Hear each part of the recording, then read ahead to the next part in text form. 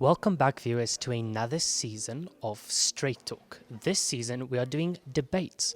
We are all the way in Ongwediva in the north for a regional debate between four different schools: Gabriel Tapopi, Moritz Devenish, Oshakati Secondary, and Mweshi Pandeka Secondary School. We are here to see what these young learners have in store for us, especially how well they can make arguments and fight off opposing viewpoints. The point is to change each other's minds and make your point as concisely and quickly as possible. For more episodes like these, don't forget to tune in every Tuesday at 5 p.m. on DSTV channel 285 and GoTV channel 25. As well as catch us on our social media, which is Instagram, Facebook, YouTube, and oneup2.com. For more, please stick by as we get into this episode. If there is space, there can be focus. And if there is focus, the mind can be clear, the mind can be open. In the vast openness of Namibia, a jewel shines bright. A space to fill your mind with progressive thought, and a space for your brain to breathe. It's a place where the inquisitive thrive and the passionate pursue, where you can realize things you thought you could only dream of. This place is the University of Namibia, offering you endless opportunities for endless possibilities.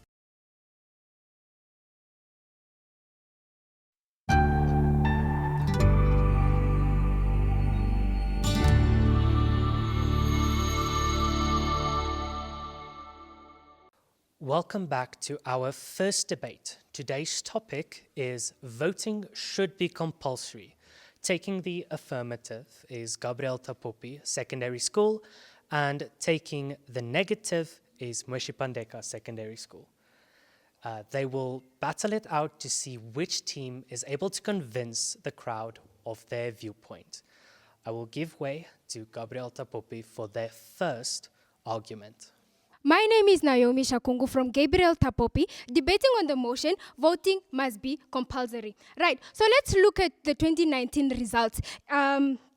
The Namibian Electoral Commission actually said in 2019, only 60% of the Namibian nation actually went to vote. So what does this tell you? It tells you that we are not able to get the democratic nation we want, because at the end of the day, the turnouts are not really like super high. So then also, this also tells you, ladies and gentlemen, that we have our Namibian nation not going to vote when it actually means that they are voting for the leaders they want. So I will be concentrating on the points. Firstly, civic responsibility or duty, which is going to lead me to accountability. So what does civic responsibility have to do with the motion? So firstly, we look at how democracy is not only a responsibility, but a right. So according to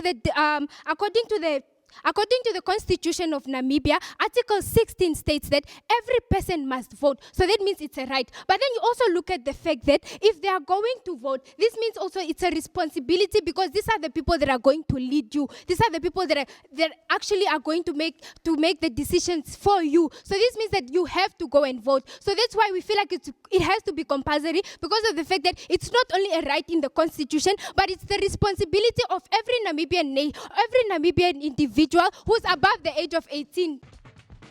Welcome to My.NA Cars, your ultimate destination for everything automotive. I am your host, Diana Master. Teamwork makes the dream work, right? Discover the latest models, innovative technologies, and expert insights from our passionate hosts. Learn essential maintenance tips and get exclusive behind-the-scenes access to the automotive industry. Don't miss My.NA Cars on NTV every Thursday at 2100 hours. Tune in and ignite your passion for automobiles. Okay, so the main point here is that in order to attain democracy in Namibia, we have to make voting compulsory, because now it's not only a right, but it's also a responsibility of every Namibian over the age of 18, which is leading me to my next point, which is accountability. The major problem that we have identified is that people in Namibia are always complaining, no, our leaders didn't do this, our leaders didn't do that. But this is because they're not even going to vote for the leaders in the first place. So if we make it compulsory, we ensure that everyone is going to vote. That means everyone must be happy with the leader that they're going to choose. This actually This actually means that the electoral commission, the voting system is going to be inclusive for everyone. And when it's inclusive, this means that the decision that is going to be made is going to be the decision for everyone. So this means that people are going to have accountability as well, because you voted, everyone voted, this is the decision that they made, and now they must live with it. So what did we bring forth in today's debate? Not only have we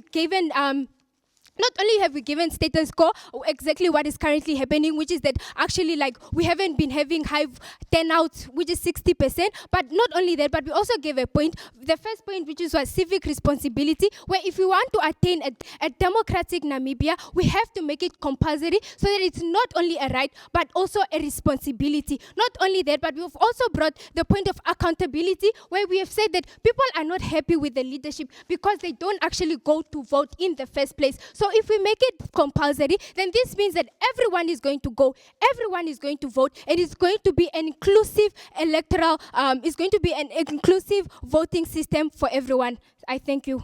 Hi there, I'm the host of What's Cooking in TV Namibia, and I'm here to invite you to catch us every Friday at 9 on DSTV channel 285 and GoTV channel 25. And don't forget, we're also on YouTube.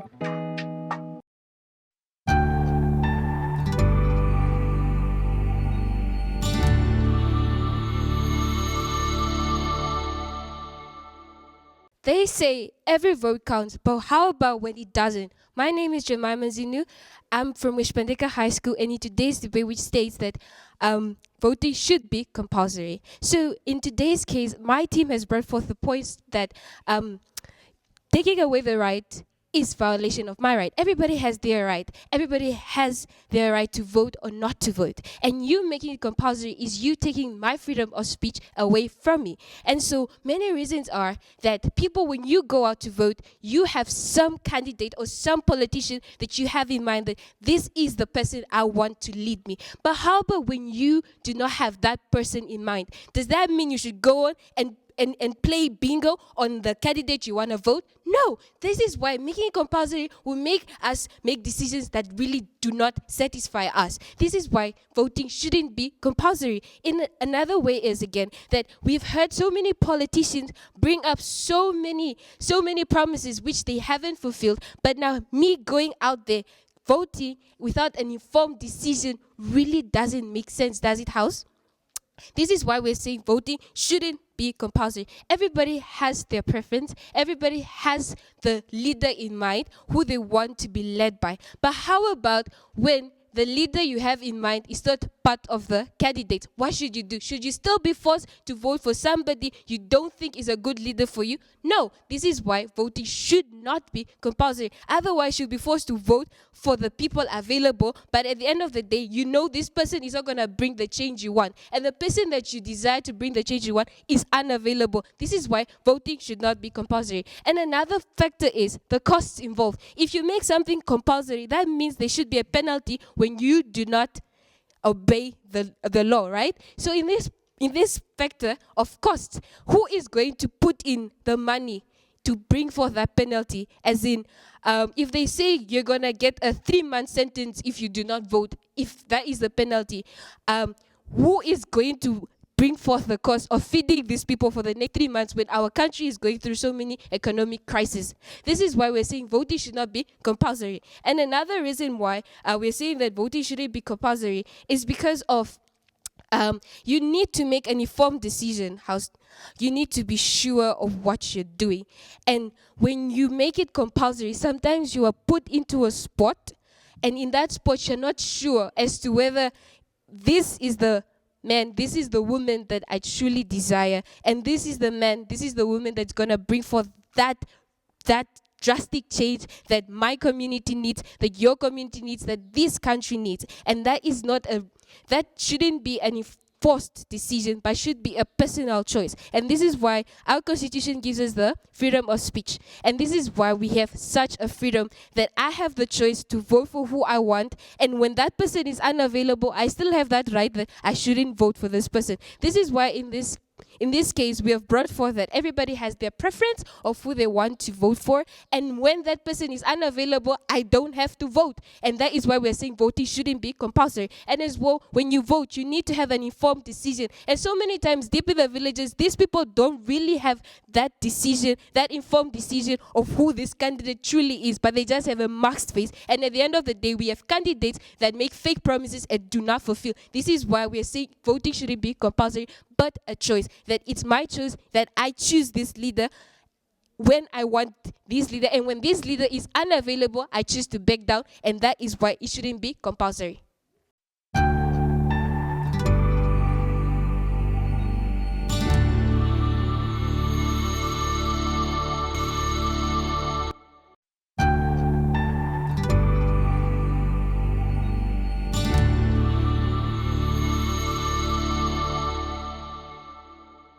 When we talk of voting, we talk of democracy. To say we are the government, and it is up to us to choose our government which would reflect the will of the people. House of August, I greet you. I'm Akali Sylvia from Gabriel Tapopi for the motion, voting must be compulsory. So ladies and gentlemen, allow me to begin with my rebuttal. So they came here to talk about freedom of speech.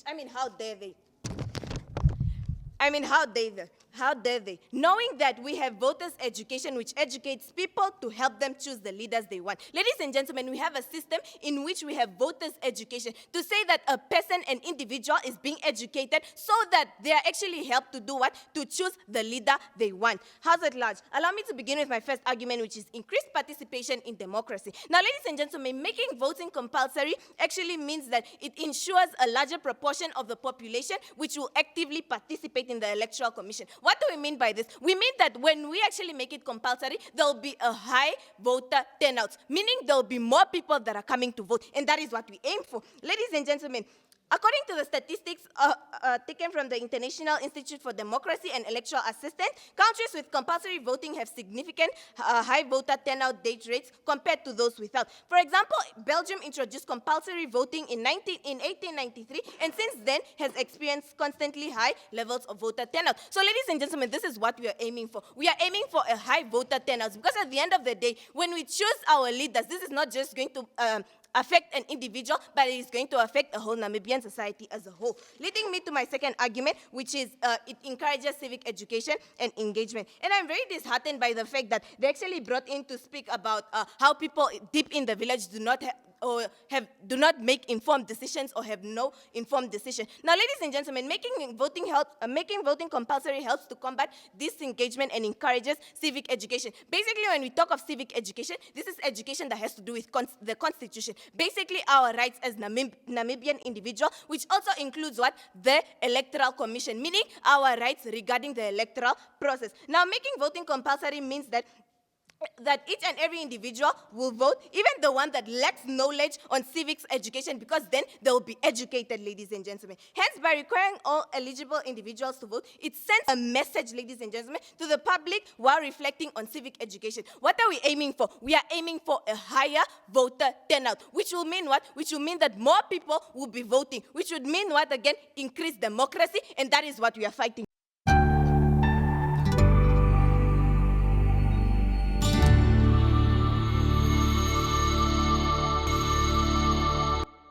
To the highly esteemed judges, adjudicators, fellow audience, a warm, blessed, good afternoon to you all. My name is Modugeri from the School of Moshpandeka High School, the best high school in the whole of Oshana region.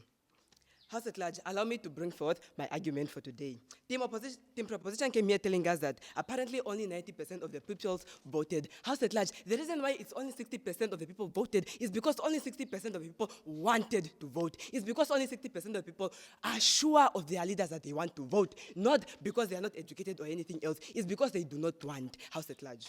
They also came here telling us about civic accountability is a right, House at large, in order to obtain democracy, House at large. Democracy does not have to do with voting, House at large. Democracy has to do about me deciding what I want to do. If I do not want to vote, do not force me to vote.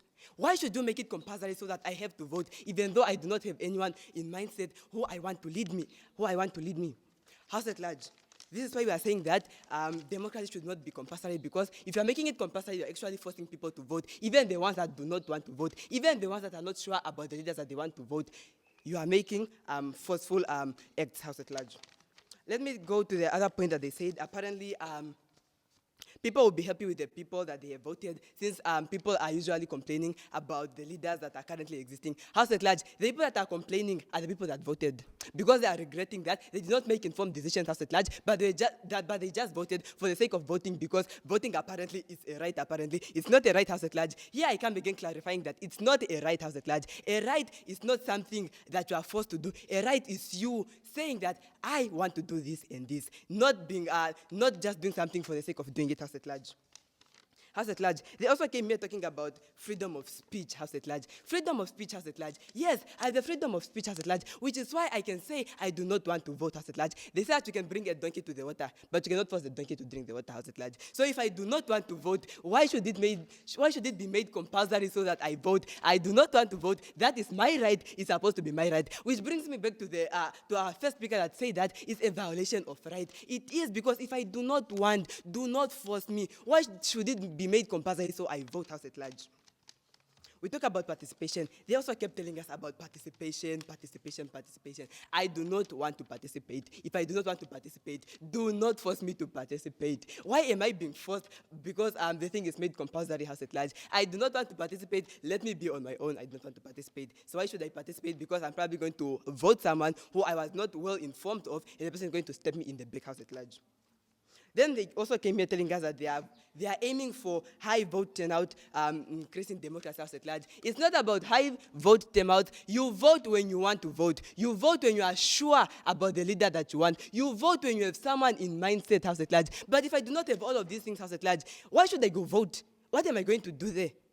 I'll just end up regretting in the end, because it was made compulsory, because I did not vote the person that I wanted. If the person that I wanted to vote is not available at large, I can choose to keep quiet. I can choose to keep my mouth shut, because I do not want to vote anyone else who is going to later backstab me house at large. This is why we keep on saying that voting shouldn't be made compulsory house at large, because it's actually a violation of rights house at large. You are violating someone's right of saying that I do not want to vote. If I do not want, leave me alone. I do not want to vote. Do not force me to vote. Do not make anything compulsory so that I'll probably go in jail or something if I do not vote house at large. House at large, thank you for your undivided attention. With that, I've clearly shined the light to you all, because I've turned you away from the darkness that I'm proposing was putting you in. Thank you.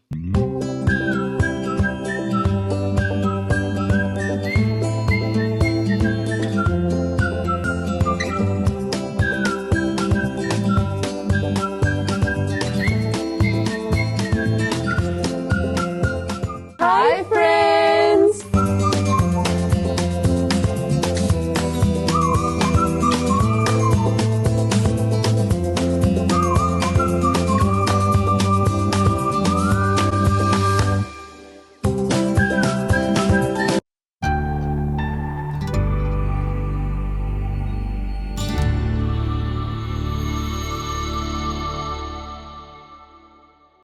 Ladies and gentlemen, I greet you all. My name is Sophia Kala, here to deliver the closing statement for Team Proposition. So, ladies and gentlemen, before I begin, I would love to remind the House on what Namibia's Vision 2030 composes of. It says that to have a flourishing democracy is part of Namibia's Vision 2030, ladies and gentlemen. So that is why we as Team Proposition are strongly advocating for voting to be compulsory in order for us to attain Vision 2030, ladies and gentlemen. So what have we brought forth in today's debate, ladies and gentlemen? We've brought forth three arguments whereby we spoke about civic responsibility and civic accountability. Not only that, we have spoken about how making voting compulsory will encourage civic education and engagement. Not only that, but we've also spoken about increased participation in democracy. Increased participation in democracy in the sense that the moment that you make voting compulsory, you have a high voter turnout, ladies and gentlemen. We look at an example of Australia. Australia made voting compulsory, and as we speak today, they have a voter turnout of currently 90%, ladies and gentlemen, which is increasing participation in democracy. We spoke about encouraging civic education in engagement. Ladies and gentlemen, they came here and then they spoke about how people deep in the village are unaware about, they don't know how to make the right, they are double-minded, basically. That is what they came here to speak about. But ladies and gentlemen, we also came here and then we spoke about how we have civic education, ladies and gentlemen. Civic education in the sense that before voting, ladies and gentlemen, we have what we call voters education, where people who are part of the electoral commission, they go around schools, they go around communities, and then they educate people on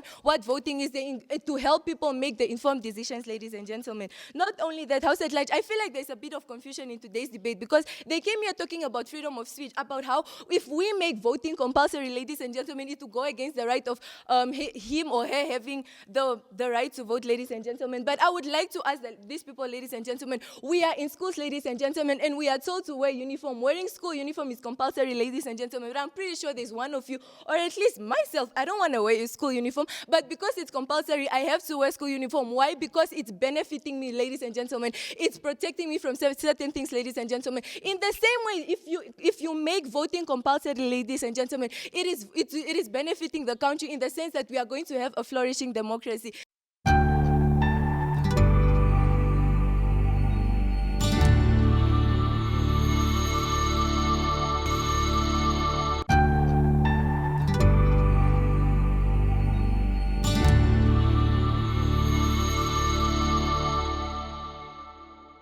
Ladies and gentlemen, my name is Kanda Petrus from Mwespandeka Senior Secondary School from the opposing team. Ladies and gentlemen, the motion of today states that voting must be made compulsory, but we stately think that it should not be made compulsory because it's a violation of someone's right. Ladies and gentlemen, do you really think whether you are educated and you still don't want to vote, would you go and vote while you know it's out of my will to vote? Ladies and gentlemen, I don't think that's the right thing to do. Ladies and gentlemen, we brought forth in today's motion that a point that states that it's out of someone's preference to vote.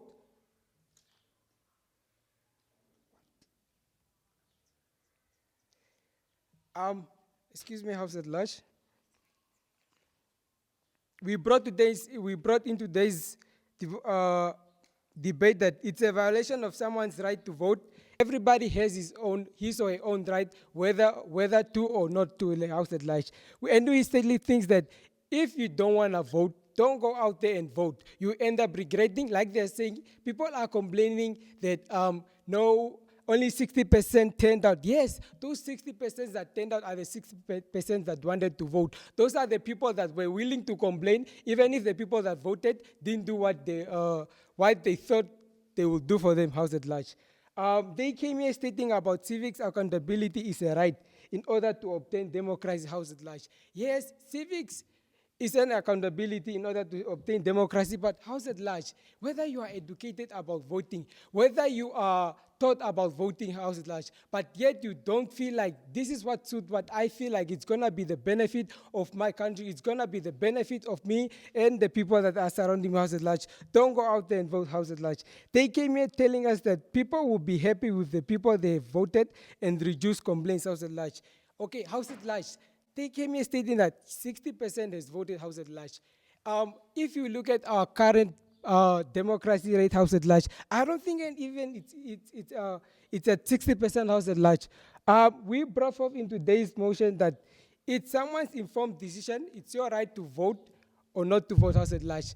They came here giving a scenario about uniform. House at Large, yes, we are forced to put on school uniform, but are you happy that you are in that uniform? What if that uniform doesn't make me comfortable at all, House at Large? Should I still keep on putting that uniform, House at Large? Should I still continue complaining, House at Large? No, I don't think so, House at Large. With that said, I sum up. This brings us to the end of the debate on whether voting should be compulsory. I am happy to announce that GT barely edged out a win in this round. They had a slightly higher score in quality of argument and just higher in the confidence of their speakers. However, one of the adjudicators has graded them equally in confidence. Thank you for the participation. This does not mean a knockout. There will be more rounds to participate in. But for more episodes like these, please catch us on DSTV channel 285 and GoTV channel 25, as well as on our social media, Instagram, Facebook, YouTube, and oneop2.com.